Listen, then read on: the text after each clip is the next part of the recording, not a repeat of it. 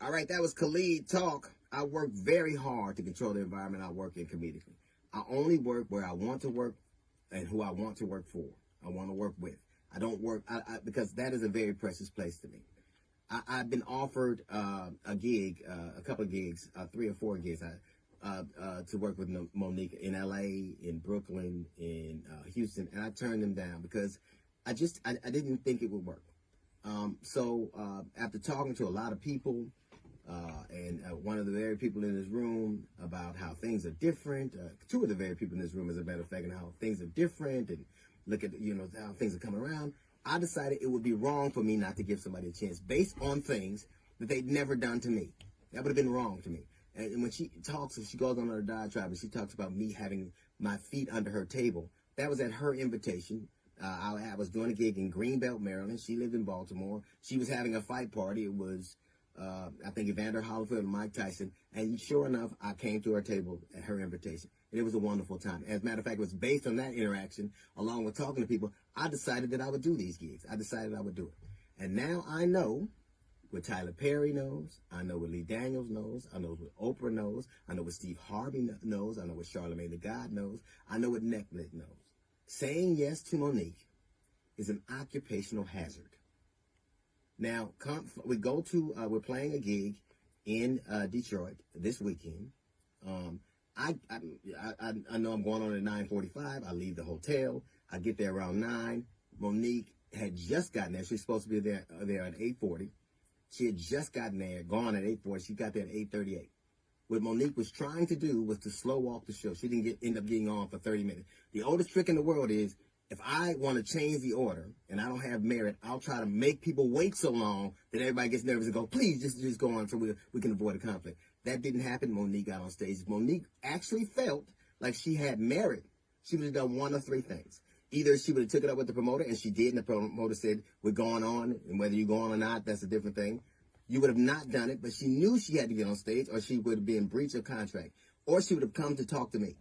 She didn't ever, and I emphatically emphasize this, she never once talked to me. I haven't seen Monique in years. I didn't see her at the venue before, after, or during. I haven't spoken or seen Monique. So if you really thought that you had a legitimate contract dispute, you would have come to me and said, hey, I have this contract and you have this contract. Notice not one thing on that contract, not one person she has on that contract, not one thing happened. Do you know why? Because it wasn't legitimate. And she goes on stage and she proceeds to eviscerate me. Not just me, but Steve Harvey, the sexual, my wife, my dog later on in subsequent conversation. Let me ask you something. What did any of that have to do with an alleged contract dispute?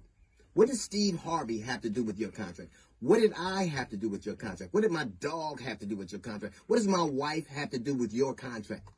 You wrote your contract, you and your daddy. You proceeded to say things that were so patently insulting that it was galling.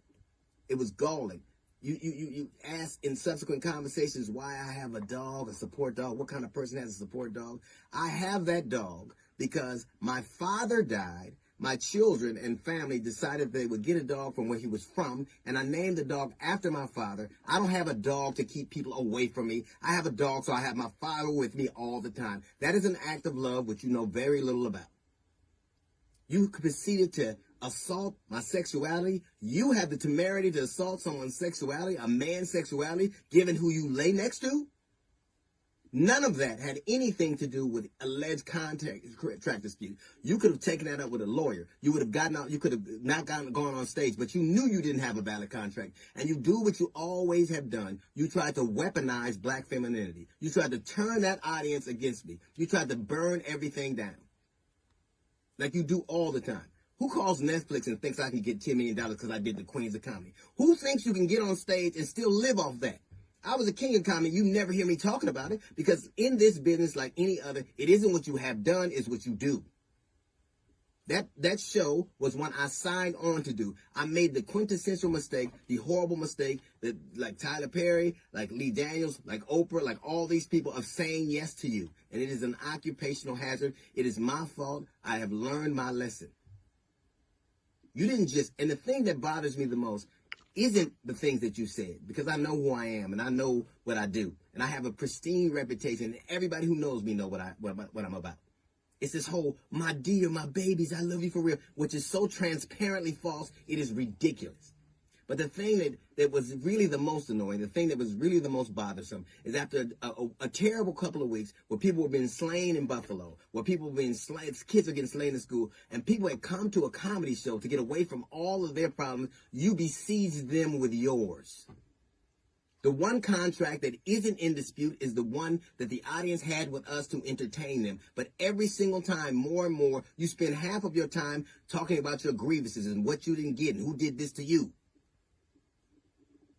Listen, when you burn things up and you sit back to watch the results of them, she's literally set that stage on fire, said the most incendiary things ever, and I had to go on stage. And she has the temerity to call me a coward. A coward would have left.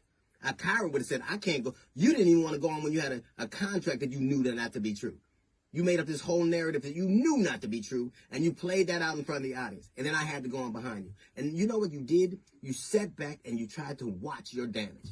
You set the stage on fire and you watched what you've done. You know who does that? Arsonists do that. Arsonists set shit on fire and try to see the damage it drives. But I blame myself because I know now what I didn't before. Saying yes to you is an occupational hazard, one I will not repeat. I don't blame you. I wish you well. But when you do the things you do, when everything's about you, when you're vitriolic, when you have all these fights with all of these entities, it is you. Precious was not a movie. Precious was an autobiography. That is who you are, literally. You mad at the contract you and daddy wrote, your daddy? And I don't know why you call a man daddy and you pay for him. That's a son. Let's be clear. I'm not angry with you. I'm angry with me. I did what I knew not to be true. But I'm going to tell you something. When you burn and you destroy and you wreck, you are not a queen of comedy. You're a queen of ashes.